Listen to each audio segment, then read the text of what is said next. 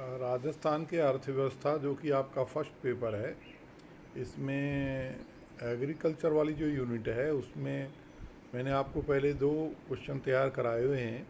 और अब इसमें एक महत्वपूर्ण जो चैप्टर है वो है राजस्थान में कृषि वित्त एवं बीमा।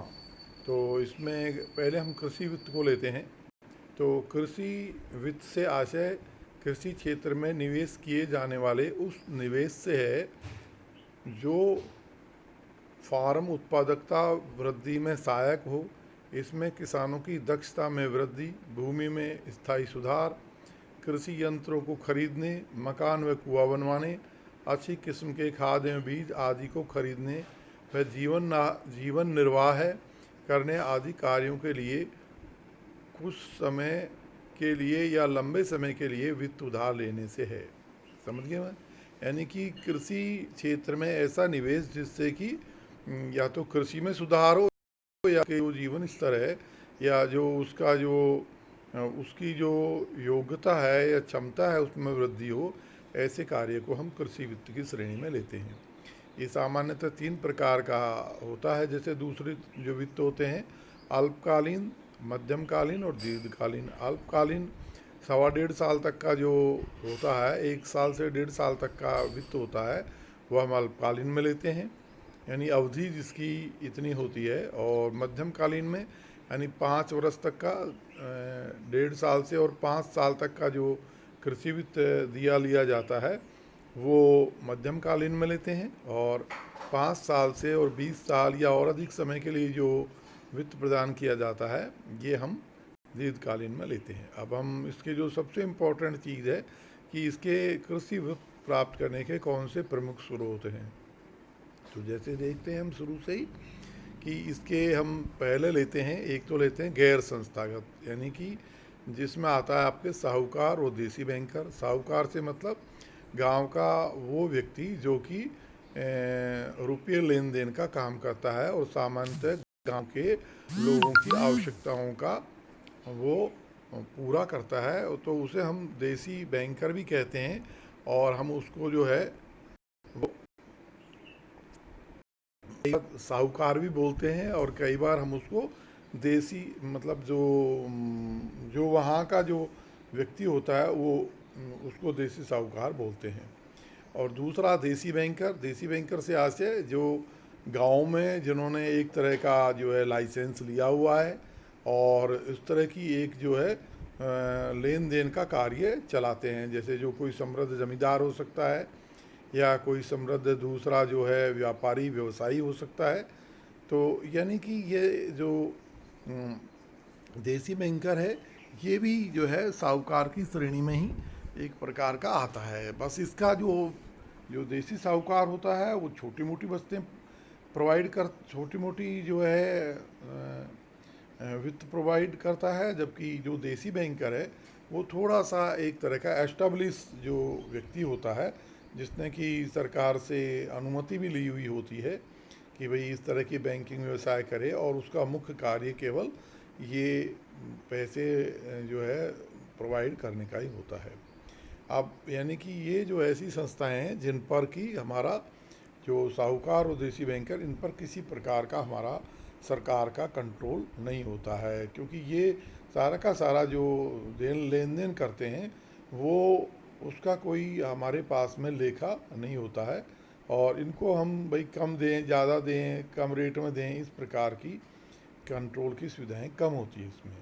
अब लेते हैं हम संस्थागत, यानी कि जैसे हमारे बैंक वगैरह जो हैं, तो इसमें सबसे पहले लेते हैं reserve bank of India. Reserve bank of India सीधे जो है वो किसानों को लोन नहीं देता है, अपितु ये जो हमारी जो दूसरी प्रकार की संस्थाएं जो हैं जो कि किसानों को लोन देती हैं उनको रीफाइनेंस की सुविधा प्रदान करता है और समय समय पर जो उन बैंकों को जो निर्देश देता है कि ये जो है वो कृषि क्षेत्र में जो है वित्त प्रदान करें। और इस प्रकार के जो वित्त प्रदान करते हैं ये बैंक, उनको ये रीफाइनेंस करता है, उनको सुविधा देता है कि जिससे कि वो पैसा धन प्रोवाइड करता है जिससे कि वो अपने क्षेत्र में धन दे सकें। अब लेते हैं हम स्टेट बैंक ऑफ इंडिया। और स्टेट बैंक ऑफ इंडिया जो है वो जो कि जैसे कि आप जानते हैं कि भारत का सबसे बड़ा जो बैंक है, और उसमें अभी पिछले दिनों कई सारी बैंकों का विलय भी कर दिया गया था। तो ये जो बैंक है, इसने अपनी ग्रामों में शाखाएं खोली हुई हैं, या जो कस्बों में जो शाखाएं खोली हुई हैं, उन शाखाओं के माध्यम से ये अल्पकालीन से लेकर और दीर्घकालीन तक के सभी ऋण प्रोवाइड करता है। सहकारी बैंक, तो सहकारी बैंक जो है, जैसे कि इसके नाम से ही जो है कि यानी कि जो कोऑपरेटिव जो फील्ड है, उसके द्वारा ये जो ऋण है, जिसमें कि एक सबके लिए और सब एक के लिए विचारधारा पर लोग आपसी सहयोग के आधार की भावना पर ऋण का गठन किया जाता है। ये भी हमारे कृषि क्षेत्र में बहुत ऋण प्रदान कर रहे हैं, और ये पूरी तरह से सरकार के कंट्रोल में हैं। तो इनमें हम 3 प्रकार के लेते हैं: प्राथमिक कृषि सहकारी साख समितियाँ, केंद्रीय सहकारी बैंक और राज्य सहकारी बैंक। तो प्राथमिक कृषि सहकारी साख समितियाँ ये ग्राम स्तर पर होती हैं। ग्रामीण लोग हैं, वो एक एक अंश लेकर इसको स्थापित करते हैं, और ये सहकारी समितियाँ कृषकों को जो भी तात्कालिक छोटे ऋण होती हैं, जो कि साल 6 महीने के 1.5 साल के लिए जो ऋण होती है, वो प्रोवाइड करती है, और इनकी जो सीमा होती है बहुत कम होती है, यानी कि अल्पकालीन ऋण प्रदान करती है। केंद्रीय सहकारी बैंक ये जो कि जिला स्तर पर होता है, और ये बड़े ऋण भी देता है, और जो ये हमारे यहाँ पर जो है इसकी व्यवस्था अच्छी है, और ये कृषकों को काफ़ी ऋण दे रहे हैं। एक है राज्य सहकारी बैंक, ये जो कोऑपरेटिव की सहकारी, जो कहना चाहिए कि सहकारी जो क्षेत्र का सर्वोच्च स्तर है, जो कि राज्य के लेवल पर होता है, इसको अपेक्स बैंक भी कहते हैं। और ये इसका जो मेन कार्य जो है, वो केंद्रीय बैंक को रिफाइनेंस करना और इनको लोन देना, या फिर जो है इन दोनों का जो प्राथमिक कृषि सहकारी साख समिति और केंद्रीय सहकारी बैंक है, इसका नियमन निर्देशन भी करता है। अब आगे लेते हैं हम इसी संस्थागत स्रोत में व्यापारिक बैंक। जिस प्रकार से जो है आपको मालूम है कि जो व्यापारिक बैंक हैं, इनका जो राष्ट्रीयकरण किया गया था, वो इसी भावना से किया गया था कि ये जो है वो प्राथमिक क्षेत्रों में भी लोन दें। पहले जो हमारे बैंक थे, वो केवल व्यवसायी और व्यापारी लोगों को, या कहना चाहिए कि उद्योग घरानों को ही ज़्यादा लोन देते थे। बाद में सरकार ने महसूस किया कृषि क्षेत्र और प्राथमिक क्षेत्र में अगर लोन दिया जाना है तो इनका राष्ट्रीयकरण किया जाए। अब ये जो सभी राष्ट्रीयकृत बैंक हैं, वो व्यापारिक बैंक में आते हैं। इनमें हम जो है आज की तारीख में निजी बैंकों को भी ले सकते हैं, यानी राष्ट्रीयकृत बैंक हैं वो तो हैं ही, इसके अलावा जो निजी क्षेत्र के बैंक हैं, आईसीआई है, आईडीबीआई है, इनको भी निर्देश दिए गए हैं, और इन्होंने भी अपने कस्बों में और बड़े विलेजों में शाखाएं खोली हुई है, जिससे कि ये अपना जो है पूरी तरह से योगदान दे सकें। भूमि विकास बैंक, ये कृषकों को भूमि खरीदने के लिए या भूमि का जो है सुधार करने के लिए ऋण देते हैं, और ये ज़्यादा जो है ऋण जो है वो दीर्घकालीन ऋण देते हैं। ये भी जो है कृषकों की काफ़ी मदद कर रहे हैं। क्षेत्रीय ग्रामीण बैंक, जैसे कि हमने आपको पिछले साल बताया था कि रूरल क्षेत्र में पूरी तरह से डेवलपमेंट करने के लिए, रूरल में ख़ास तौर से ग्रामीणों की आवश्यकताओं को पूरा करने के लिए ये ग्रामीण बैंक खोले गए थे। कई कई ज़िलों में मिलाकर एक बैंक की स्थापना की गई, जिसका कि कोई एक नोडल दूसरा बैंक होता है। तो ये भी जो है इनका मुख्य उद्देश्य, चूँकि ग्रामीण जो छोटे उद्योग हैं, कृषि है, इन्हीं में फाइनेंस प्रदान करना है, तो ये भी जो है वो मध्यमकालीन और अल्पकालीन लोन प्रदान कर ऋण प्रदान कर रहे हैं। अगला है जो है नाबार्ड। तो जो नाबार्ड की, जिसका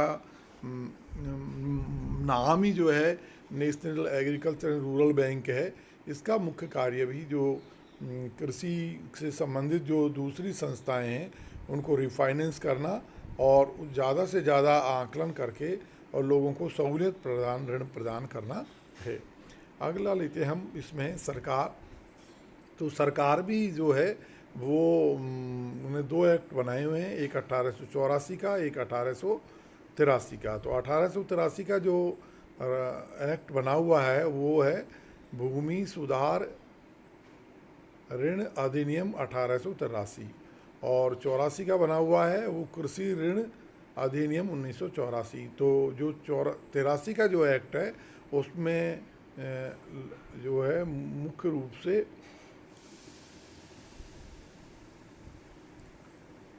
चालू आवश्यकताओं को या अल्पकालीन श्रेणी के ऋण दिए जाते हैं, जबकि जो 84 का जो कृषि ऋण अधिनियम है उसमें बड़े लोन दिए जाते हैं और ज़्यादा अवधि के लिए दिए जाते हैं।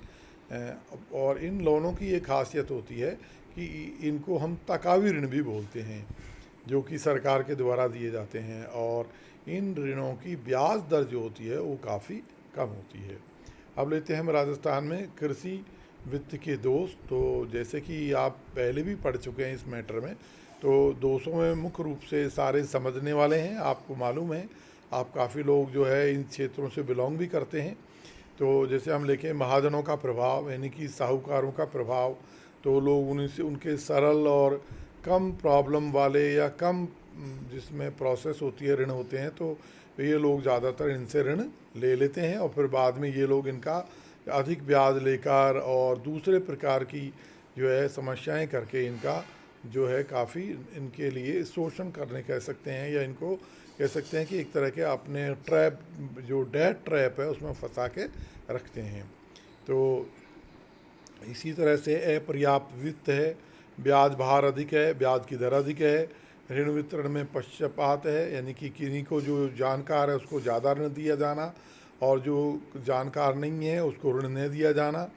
भ्रष्टाचार है, यानी कि पैसे लेकर जो है अयोग्य व्यक्ति को भी ऋण दे देना, और नहीं तो ऋण जो आवश्यकता जिसको है उसको रिश्वत लेके ऋण देना, ये सारे कार्य भ्रष्टाचार में आते हैं। समय पर ऋण नहीं मिलना, और ग्रामीण साख में कृषि ऋणों को कम दिया जाना, कृषकों में जागरूकता की कमी, कृषि ऋणों का दुरुपयोग और राजनीतिक हस्तक्षेप, ये मुख्य रूप से दोष हैं। और इसी तरह से इसके सुधार जो हैं या इसके सुधार हेतु जो सुझाव है वो भी इसी तरह के इम्पोर्टेंट है।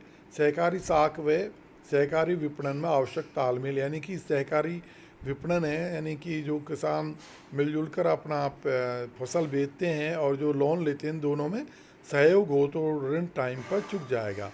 इसी प्रकार के अन्य सुझाव हैं। सहकारिता का प्रचार होना चाहिए, सहकारी समितियों के पूंजी साधन, जो ग्रामीण लेवल की समितियाँ हैं उनके पूंजी साधनों में वृद्धि होनी चाहिए, कुशल व पेशेवर प्रबंध हो इनका, जो साख समितियों का जमा बीमा पद्धति का विकास किया जाए, केंद्रीय सहकारी बैंकों में जो क्षमता कम है या उनके ज़्यादा पैसे डूब गए हैं उनमें सुधार किया जाए, और ऋण प्रक्रिया को सरल बनाया जाए, ऋण चुकाने पर जोर दिया जाए, परस्पर समन्वय सहकारी समिति और दूसरी सहकारी समितियों के बीच में, एकीकृत कार्यक्रम, यानी ग्रामीणों में जो को विकास के लिए जो कार्यक्रम बनाए हैं उनको ढंग से लागू किया जाए, किसानों में फिजूल खर्ची पर रोक लगाई जाए, किसानों में बचत की आदत पर जोर दिया जाए, और राजनीति जो है उस सही दिशा में कार्य करे। तो ये कुछ जो है वो सुझाव हैं, ये आप देख सकते हैं। इनमें कोई आपको अगर समस्या आए तो आप मुझे व्हाट्सएप पर बता सकते हैं। तो ये हमारा जो है यहाँ पर पूरा होता है। Okay, thank you.